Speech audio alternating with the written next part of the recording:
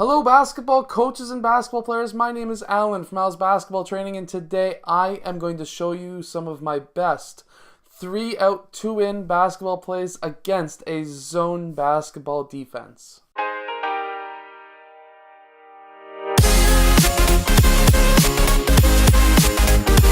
Hello everyone, welcome to my channel. If you are new to my channel, I show you basketball plays, drills, and skills. So if you like that stuff, hit the like button and subscribe because I post these videos every single day. But anyways, today I am going to show you some of my best 3-out, 2-in basketball plays against a zone defense. So without any further ado, let's go down to the clipboard and show you these basketball plays that are absolutely amazing. So first, in this first basketball play, obviously if you've seen the title, we're going to do my top 5. So basically first, most likely what you're going to see is player 1 will be playing up on player 1 here. This is a 2-3. And most likely what you're going to be seeing is something in the line of that. Still a 2-3, but that's generally how I teach the 2-3 to be run. You always want your point guard to be guarding their point guard unless your shooting guard's better at guarding a point guard, that kind of thing. But anyways, this gets the point across. From there, what I always personally love to do is basically set a screen on the player who's guarding player 4 up top. You want your posts in this play to start up top. And what you want is both of these players to be screening for these wings on the 2-3 or 3-2. So basically what you have now is player 2 can pop out to the 3-point line here and player 3 can pop out over here.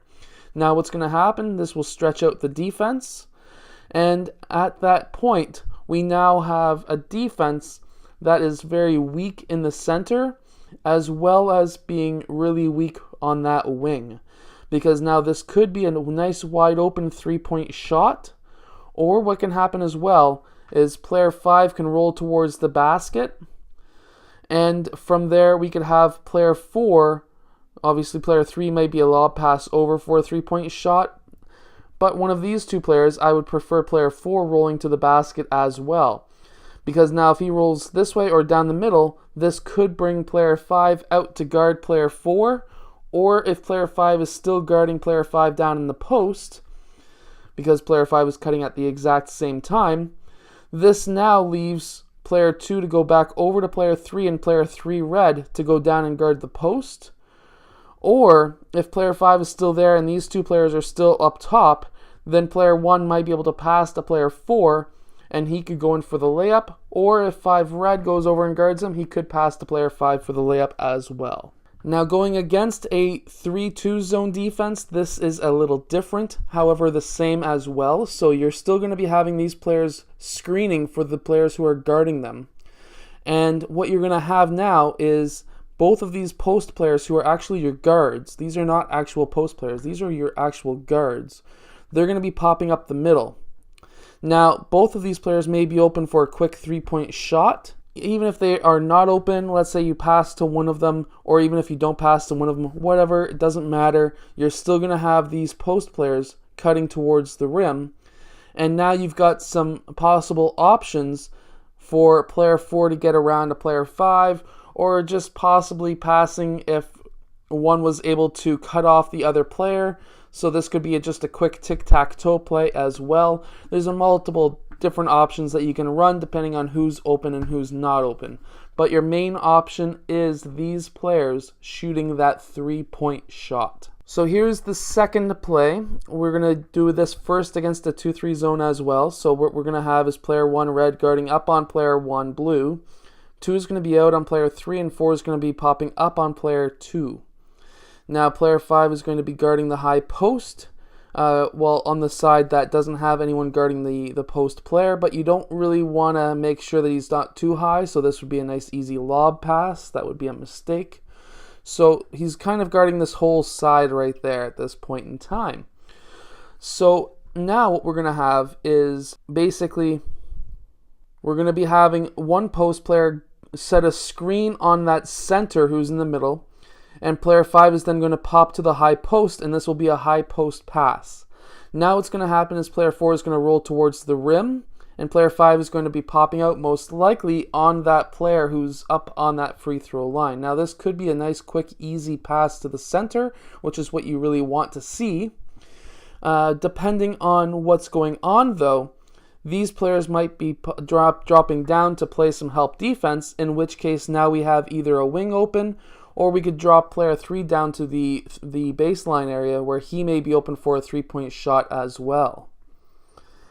Now let's go over to a 3-2 zone and see what happens. So first in this play, we're going to be going against the 3-2 here. We're going to have player 5 screen for player 4, who's going to pop up to the free throw line. So now he should be open at the free throw line. And now what we have is a player posting up in the key and sealing off his man so that when he gets the ball, he could just take one dribble and go onto the left side of that basket, so that now he has a nice easy layup and he is shielded by the rim from his defender so that his defender is unable to block his shot. At the same time, these players could be dropping down as well, but at this point against the 3-2, you don't have to worry about these players getting a shot. It's all about your post player getting a nice easy layup.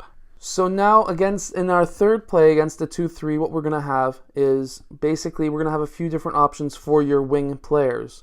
And what we're going to have here is basically player 2 is going to set a screen on player 1 and player 3 is going to go across. Now let's just call this how I've been saying a defense would be most likely ran like.